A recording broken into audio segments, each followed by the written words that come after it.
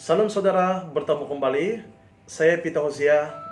Kita bersyukur kepada Tuhan karena kita masih lagi dapat bertemu semula di dalam channel YouTube. Dan saya percaya saudara, bukan secara kebetulan, tapi ini adalah rencana Tuhan untuk kita dapat mendengar firman yang akan disampaikan sebentar lagi. Dan sebelum itu saudara, saya mengajak kita semua untuk berdoa. Mari kita berdoa. Tuhan, Bapa yang baik di dalam kerajaan surga, pada saat hari ini Tuhan, hamba-Mu datang di hadapan-Mu Bapa. Engkau kiranya Tuhan yang menyertai kami Bapa, dalam masa kami mendengar akan kebenaran firman-Mu Bapa.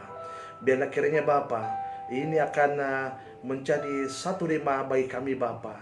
Tuhan, kami berdoa, biar kiranya Tuhan, Roh Kudus-Mu Bapa yang menyertai dan berbicara sepanjang hamba-Mu menyampaikan firman-Mu pada hari ini Bapa, sehinggalah selesai Tuhan. Dan apapun yang keluar daripada mulut hamba-Mu, biar semuanya itu adalah yang datang daripada Engkau ya Bapa. Dan kiranya ada kuasa-kuasa kegelapan yang coba mengganggu kami Tuhan. Di dalam nama Tuhan Yesus Kristus kami patahkan, singkirkan, usir jauh kuasa kegelapan itu. Dan masa dan tempat ini kami serahkan hanya dalam nama Tuhan Yesus Kristus. Kami berdoa, jemaat-jemaat kami, teman-teman, sahabat-sahabat kami, walau dimanapun kami berada, baik di Sabah, di Sarawak, Semenanjung Malaysia, di Indonesia, di Australia, bahkan di seluruh dunia Tuhan.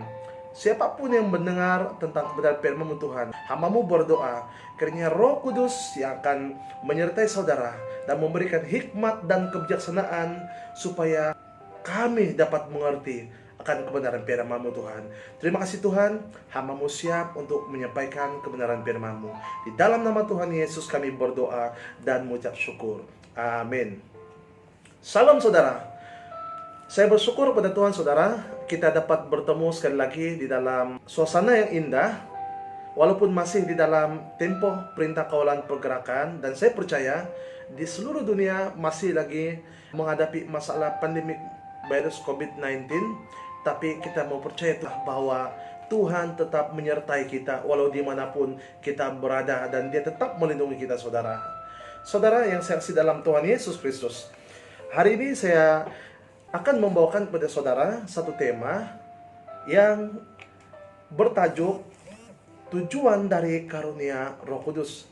Dan sebagaimana yang saya maklumkan dalam seri video yang lepas, bahwa hari ini saya akan menyampaikan tentang kebenaran firman Tuhan lewat topik ini saudara. Dan kita sama-sama untuk renungkan. Saudara, tema ini yaitu tujuan dari karunia Roh Kudus. Karunia Roh Kudus amatlah penting saudara untuk ada di kalangan kita sebagai orang percaya ataupun dalam jemaat sesebuah gereja. Dan Roh Kudus memberikan karunia-karunia tertentu karena ada tujuannya saudara. Namun di sini saudara, saya akan gariskan ada 5 tujuan dari karunia-karunia Roh Kudus itu saudara. Yang pertama ialah karunia-karunia dipakai secara aktif di dalam gereja. Haleluya. Nah saudara, mari kita lihat firman Tuhan yang dipetik dari pada 1 Korintus pasal 14 ayat 26. Firman Tuhan berkata, "Jadi bagaimana sekarang saudara-saudara? Bila mana kamu berkumpul, hendaklah tiap-tiap orang mempersembahkan sesuatu, yang seorang mazmur, yang lain pengajaran, atau pernyataan Allah, atau karunia untuk menafsirkan bahasa roh, tetapi semuanya itu harus dipergunakan untuk membangun." Haleluya.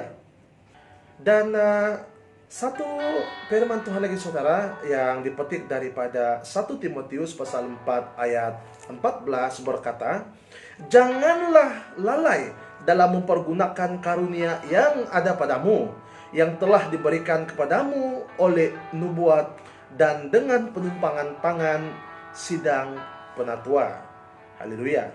Dan seterusnya saudara, firman Tuhan yang berkaitan kita boleh lihat juga di dalam 2 Timotius pasal 1 ayat 6. Firman Tuhan berkata, "Karena itulah kuperingatkan engkau untuk mengobarkan karunia Allah yang ada padamu oleh penumpangan tangan atasmu." Haleluya, demikian firman Tuhan, saudara. Nah, saudara, yang kedua, tujuan karunia yang kedua, saudara, ialah karunia-karunia adalah untuk membangun tubuh Kristus. Saya ulang lagi, karunia-karunia adalah untuk tujuan membangun tubuh Kristus. Haleluya. Nah, kita langsung saudara lihat firman Tuhan yang terdapat di dalam Roma 12 ayat 3 hingga 6. Saya bacakan. Berdasarkan kasih karunia yang dianugerahkan kepadaku, aku berkata kepada setiap orang di antara kamu, janganlah kamu memikirkan hal-hal yang lebih tinggi daripada yang patut kamu pikirkan, tetapi hendaklah kamu berpikir begitu rupa, sehingga kamu menguasai diri menurut ukuran iman yang dikaruniakan Allah kepada kamu masing-masing. Sebab sama seperti pada satu tubuh kita mempunyai banyak anggota, tetapi tidak semua anggota itu mempunyai tugas yang sama.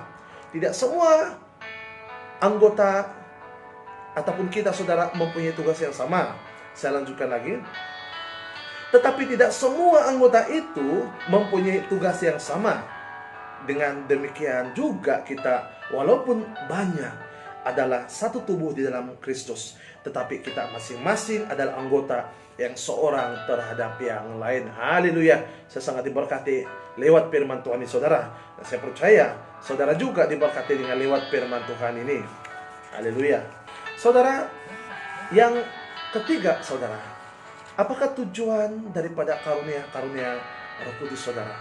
Yang ketiga ialah karunia-karunia Roh Kudus dipakai untuk saling melayani. Haleluya. Nah, kita langsung lihat saudara, satu firman Tuhan yang dipetik daripada 1 Petrus pasal 4 ayat 10. Firman Tuhan berkata, layanilah seorang akan yang lain sesuai dengan karunia yang telah diperoleh tiap-tiap orang sebagai pengurus yang baik dari kasih karunia Allah. Haleluya. Maka itu saudara, kita sebagai orang percaya, apapun karunia-karunia yang diberikan oleh Roh Kudus kepada kita, kita gunakan untuk saling melayani. Haleluya. Yang keempat, saudara, tujuan daripada karunia-karunia Roh Kudus yang keempat adalah karunia-karunia adalah untuk kebaikan umum. Saya ulang lagi, saudara, karunia-karunia adalah untuk kebaikan umum. Haleluya. Nah, kita lihat saudara, satu firman Tuhan yang dipetik daripada 1 Korintus pasal 12 ayat 7 berkata, tetapi kepada tiap-tiap orang dikaruniakan penyataan roh untuk kepentingan bersama. Haleluya. Saya ulang sekali lagi saudara, tetapi kepada tiap-tiap orang dikaruniakan penyataan roh untuk kepentingan bersama. Haleluya. Untuk kepentingan kita saudara, untuk kepentingan orang-orang percaya, jemaat-jemaat percaya. Haleluya.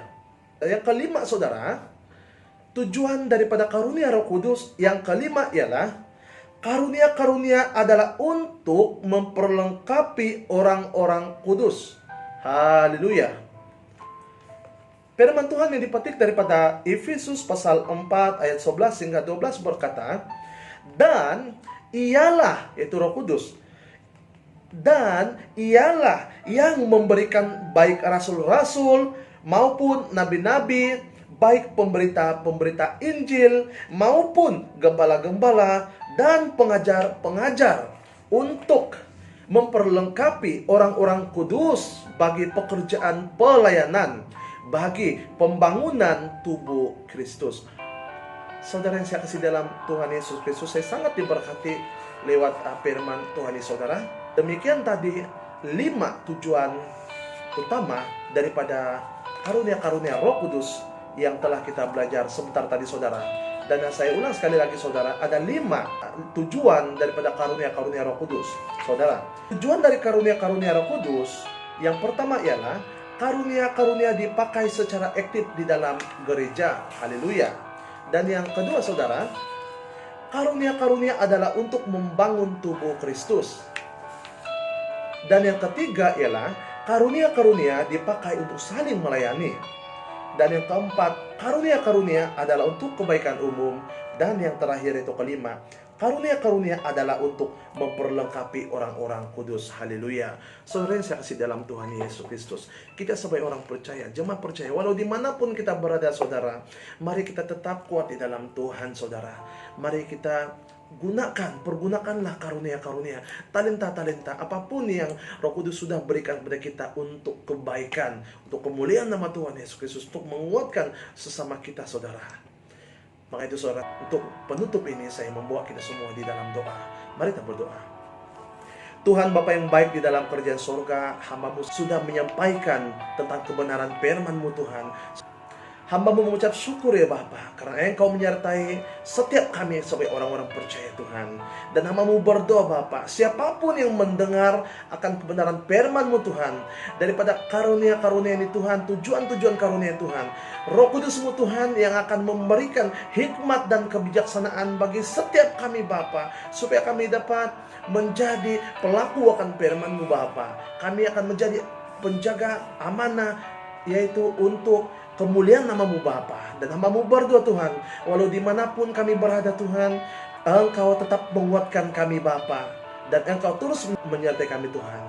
Bapa, berkati setiap anak-anak-Mu Bapa, jemaat-jemaat, teman-teman dan sahabat kami Tuhan, yang mendengarkan tentang kebenaran firman-Mu Tuhan. Engkau kuatkan mereka Bapa, di dalam apapun keadaan Engkau tetap menguatkan kami Bapa surgawi.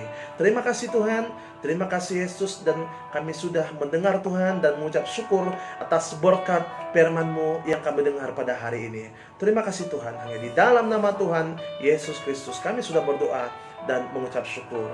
Amin. Terima kasih saudara. Tuhan Yesus memberkati kita semua.